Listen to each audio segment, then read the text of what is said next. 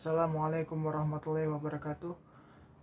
Uhayyikum tahiyatan islamiyah khairu tahiyah fil alam tahiyah ya salam. Assalamualaikum warahmatullahi wabarakatuh. Alhamdulillah rabbil alamin. Wa bihi nasta'in ala umuri dunya waddin. Assalatu wassalamu ala asyrafil anbiya'i wal mursalin wa ala alihi wa ashabihi ajmain amma ba'du. Alhamdulillah teman-teman yang dirahmati Allah Subhanahu wa taala, kita dapat sama-sama lagi berkumpul, sama-sama lagi bertafakur fiddin lagi setelah kemarin sempat kepotong karena Anda sakit jujur. Ya, lalu bagaimana? Alhamdulillahnya Allah masih memberikan kita kesempatan bagi diri kita untuk berubah menjadi pribadi yang lebih baik lagi. Kemarin kita udah sempat membahas tentang Ibrahim, tentang Qasasul Anbiya. Ini dari kitab Qasasul Anbiya, kitab ajuan utamanya tuh Qasasul Anbiya, tapi bukan berarti ini salah satu-satunya kitab yang jadikan ajuannya ya. Kitab utama yang jadi kita ajuan tuh Qasasul Anbiya, tapi bukan salah satu-satunya buku yang kita jadikan ajuan. Kita kemarin ngebahas tentang Ibrahim. Ibrahim itu bapaknya para nabi. Yang kita tahu bahwa Ibrahim itu, kebanyakan dari kita tahu kalau Ibrahim itu, Nabi Ibrahim itu punya 2 istri. Ternyata Nabi Ibrahim itu punya 4 istri. Dan dari situlah muncul para nabi, keturunan para nabi. Contohnya yang bukan dari Bani Israel dan bukan dari keturunan Ismail, itu adalah dari negeri Madian. Siapa negeri Madian itu di sana? Nabi siapa? Mertuanya Nabi Musa. Nah, itu dari negeri Madian, itu juga keturunan Nabi Ibrahim. Nabi Musa sendiri Bani Israel tuh keturunan Nabi Ibrahim. Israel tuh siapa? Yakub ini nama kunyahnya, nama panggilannya tuh Israel, artinya hamba Allah. Jadi kalau kita ngomong Israel jahat, Israel nggak jahat, karena Israel itu Nabi Yakub. Tapi balik lagi, kita nunjukin Israelnya tuh ke siapa? Nah, kalau Bani Israel gitu, kebanyakan mereka pembangkang. Siapakah? Yahudi dan sebagian dari Nasrani. Gak semua Nasrani itu Bani Israel, tapi mereka semua, entah Yahudi dan Nasrani, itu ahli kitab. Tapi kita balik lagi ke Nabi Ibrahim. Nabi Ibrahim ini adalah anaknya Tarikh bin Nahur bin Saruh bin Ragu bin Falig bin Abir bin Salih bin Arfakhshad bin Sam bin Nuh. Tadi siapa? Coba ulang lagi. Tarikh bin Nahur bin Rawu, Tarikh bin Nahur bin Saruh bin Ragu bin Falig bin Abir bin Salih bin Arfakhshad bin Sam bin Nuh. Ya, itu nasabnya Nabi Ibrahim. Kok Tarikh bukannya Azar? Kan dalam Al-Quran itu Azar. Nah, Azar di sini nama kunyahnya, nama panggilannya, lakomnya dari Tarikh. Ada yang bilang bahwa Tarikh di sini bapak aslinya, sementara Azar itu pamannya. Kok pamannya? Karena orang Arab menyamakan antara paman sama bapak itu setara, sederajat.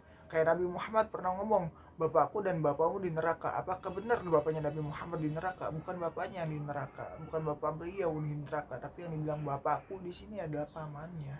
Siapa? Abu Thalib. Gitu. Karena tingkatan bapak sama paman itu sederajat, sama gitu ya. Orang Arab kayak itu, kebiasaan orang Arab. Jadi melihat dari ini ya, ada ulama yang menganggap bahwa Azar di sini bukan bapak kandungnya, tapi pamannya. Gitu. Tapi walaupun kebanyakan kita, mayoritas kita menganggap Azar ini adalah bapaknya ya, nama lainnya Tarikh gitu. Tapi wallahu a'lam bishawab, balik lagi ya. Sementara yang di kitab ini juga dijelaskan bahwa Tarikh itu nama lainnya Azar. Gitu. Di kitab Qasasul Anbiya ini. Nah, Nabi Ibrahim itu pernah hijrah dari negerinya Kaldan sampai ke daerah Palestina, baru bahasa Arabnya. Makanya keturunannya dan orang-orang yang bersama itu Ibrani. Nah, dari sana ada kata Ibrani. Ini dari mana sumbernya? Dari kitab Al-Adyan. Kitab perbandingan agama, pelajaran kelas 5 KMI Gontor.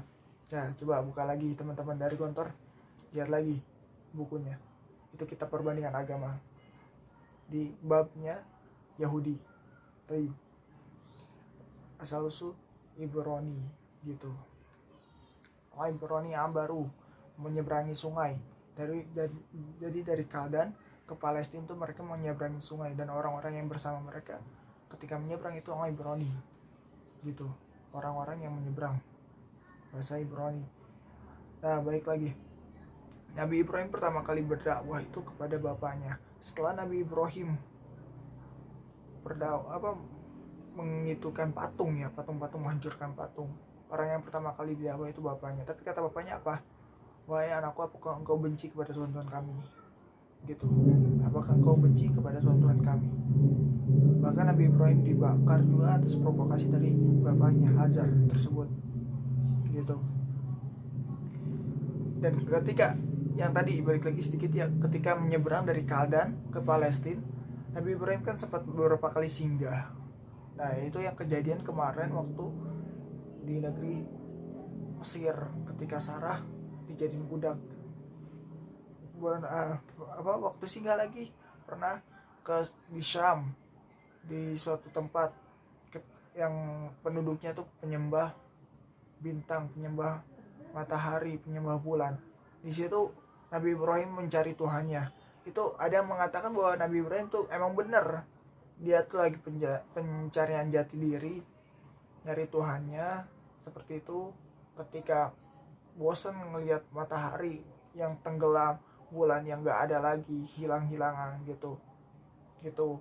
Makanya saya, kata Nabi Ibrahim, lepas diri dari apa yang kalian sembah.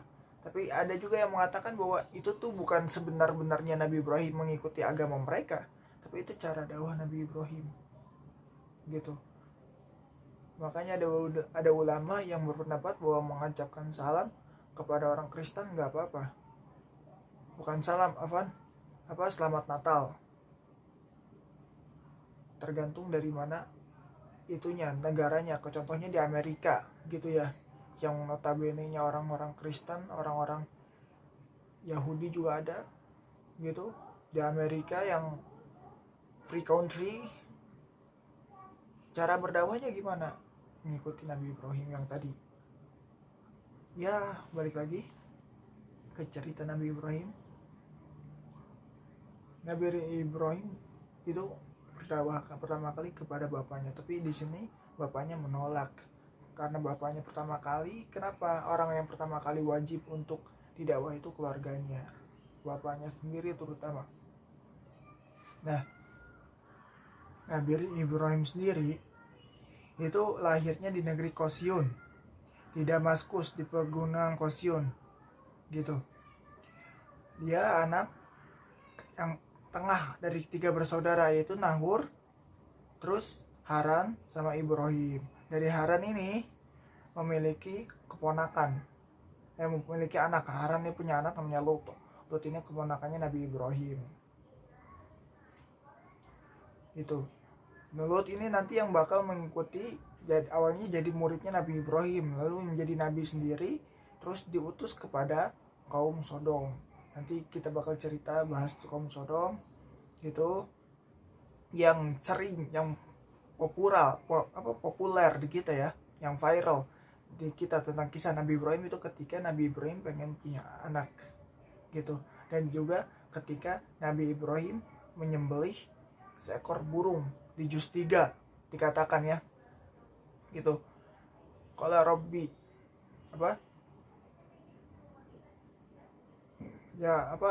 hatiku liyatma'innal qalbi. Qala awalam tu'min, qala bala walakin liyatma'innal qalbi. Nah gitu, kata Nabi Ibrahim, Rabbi arini kaifa tuhil mauta. Nah, kata Nabi Ibrahim, wahai Allah, bagaimana engkau tunjukkan padaku bagaimana engkau menghidupkan orang yang mati, yang telah mati gitu. Kata Allah, qala awalam tu'min, qala bala walakin liyatma'innal qalbi. Gitu, kata Allah, apakah engkau belum percaya? Apakah engkau belum yakin kepadaku? Kata Nabi Ibrahim, bala itu iya, tapi beda sama nam ya. Bala itu suatu keiyaan yang udah gak bisa dipungkiri lagi, udah mutlak kebenarannya. Bala walakin liyatma'innal qalbi, katanya iya benar, tapi agar hatiku menjadi tenang gitu. Lalu sama Allah suruh ngambil merpati, merpatinya dicincang-cincang, ditaruh di setiap bagiannya di atas gunung satu gitu, dibagi-bagi, lalu suruh panggil lagi burung itu nyatu lagi di juz 3 ya. Itu baru halaman ketiga dari juz 3. Nah, baru-baru itu kisah Nabi Ibrahim yang viral. Lalu ketika Nabi Ibrahim pengen banget punya anak, ternyata Sarah ini mandul tuh nggak bisa punya anak gitu. Tapi Allah berkata lain, ketika di hari usia tuanya Nabi Ibrahim ternyata dikaruniai anak, entah itu dari Hajar atau dari Sarah sendiri. Hajar nih siapa? Hajar nih budaknya Nabi Ibrahim, budak belianya Nabi Ibrahim yang dinikahi lalu punya anak dari Hajar. Sebenarnya ceritanya ketika Sarah ditangkap sama Raja Mesir untuk dijadikan budak kayak gitu ya. Nah, datangnya Nabi Ibrahim ke sana sebagai tanda minta maafnya ke Sarah dan lain sebagainya, Raja Mesir tersebut memberikan hadiah kepada Nabi Ibrahim dan Sarah. Bukan Nabi Ibrahim yang dikasihnya, Sarah. Siapa? Budak perempuan namanya Hajar gitu. Nah, Hajar di sini adalah ibunya para Quraisy. Ibunya golongan Quraisy gitu. Ibunya Nabi Ismail gitu. Dinikahi, nanti punya anak dari sana.